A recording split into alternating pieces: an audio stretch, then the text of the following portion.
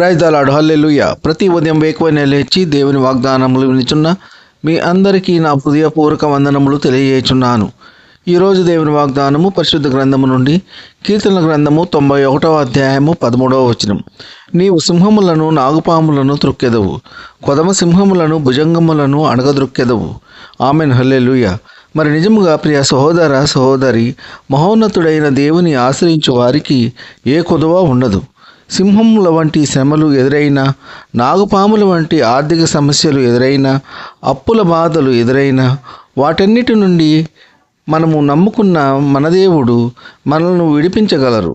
ఎప్పుడంటే మనము మహోన్నతిని చాటున నివసించినప్పుడే. ప్రియ సహోదర సహోదరి, మనకు శ్రమలు, నిందలు, అవమానములు ఎదురవ్వగానే దేవుని విడిచిపెడుతూ ఉంటాము. మనము నమ్ముకున్న మన దేవుడు గొప్పవాడు, శక్తివంతుడు, సర్వాధికారి. ఆయనకు అసాధ్యమైనది ఏదీ లేదు, సమస్తము సాధ్యమే. మనుషులను నమ్ముకొనుట కంటే యెహోవాను ఆశ్రయించుట మేలు. మనుషులు మాట ఇచ్చి తప్పుకుంటారు, నెరవేర్చరు, అవకాశాన్ని బట్టి పారిపోతారు. మనము నమ్ముకున్న మన దేవుడు మారని దేవుడు, ఎల్లప్పుడూ మనకు తోడుగా ఉండే దేవుడు, ప్రతి నిమిషము మనకు వెన్నంటి ఉండి కాపాడే దేవుడు, ఆదుకునే దేవుడు. కావున ఎట్టి పరిస్థితుల్లోనైనా దేవుని విడనాడవద్దు. ఎన్ని శ్రమలు వచ్చినా, నిందలు వచ్చినా, ఎన్ని అవమానములు వచ్చినా దేవుని మాత్రము విడిచిపెట్టకూడదు.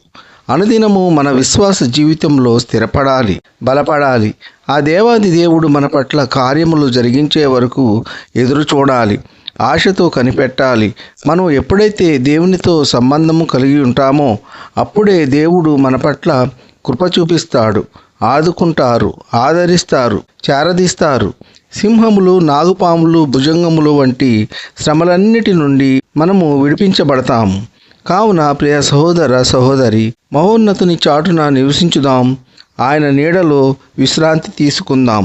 ఈ కొద్ది మాటలు దేవుడు దీవించునుగాక. ఆమెన్. ప్రార్థన. కృపాసత్య సంపూర్ణుడా, మీ ఘనమైన ఉన్నతమైన నామమునకు వేలాది వందనాలు, స్తుతులు చెల్లించున్నాము. యేసయ్య, మీరు గొప్ప దేవుడవు, శక్తివంతుడవు, సర్వాధికారివి. మీకు స్తోత్రములు. ఈ వేకువనే లేచి ఎందరైతే మీ యొక్క వాక్యమును విని మిమ్మల్ని అంగీకరించి ఉన్నారో అటువంటి వారందరినీ దీవించండి, ఆశీర్వదించండి.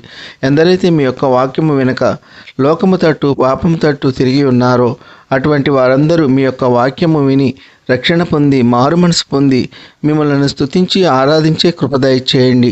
వాక్యము ద్వారా తెలియజేసిన రీతిగా మా యొక్క శత్రువులను మేము కాళ్ళ కింద త్రొక్కివేయుదమని వాక్యము ద్వారా సెలవిచ్చి ఉన్నందుకు మీకు స్తోత్రములు.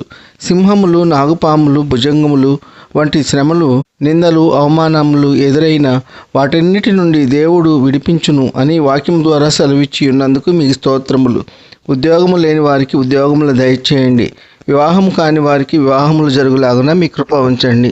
వ్యాధిగ్రస్తులను స్వస్థపరచండి, బాగు చేయండి. గాయపడిన వారి గాయములను ముట్టండి, స్వస్థపరచండి. మీ ప్రియ బిడ్డలు వాహనములు నడుపుచుండగా మీ యొక్క దూతలను కావలి ఉంచండి. క్షేమంగా బయటికి వెళ్ళి క్షేమంగా ఇంటికి చేరు పర్యంతము మీ కృపా కాపుదల దయచేయండి. బీదలను కనికరించండి.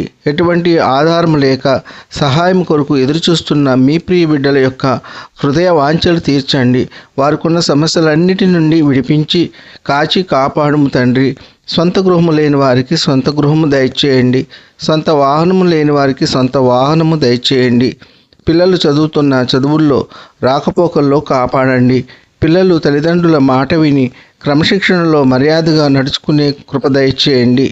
యవనస్తులను కాపాడండి.